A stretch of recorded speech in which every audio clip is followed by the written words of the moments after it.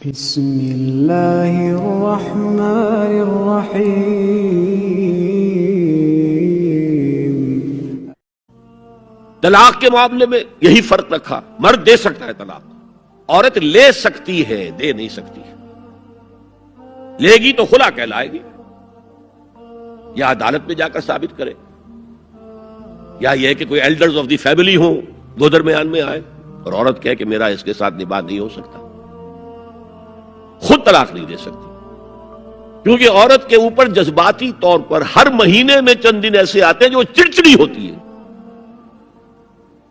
اس چڑچڑے پر بھی وہ کچھ بھی کر بیٹھے، اسے طلاق کا حق نہیں دیا۔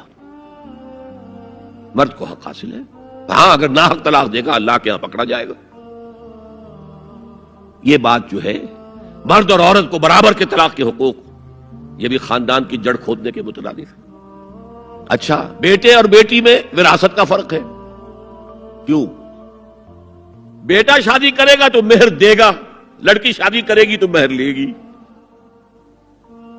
حالانکہ ضرورت لڑکی کو لڑکے کی ہے، لڑکے کو لڑکی کی ہے، دونوں کی ضرورت تو برابر ہے۔ لڑکا مہر دے اور لڑکی لے، کیوں؟ تاکہ یہ معلوم ہو کہ یہ سربراہ ہے، حافظ ناموس زن مرد آزماں، مرد کی ذمہ داری ہے۔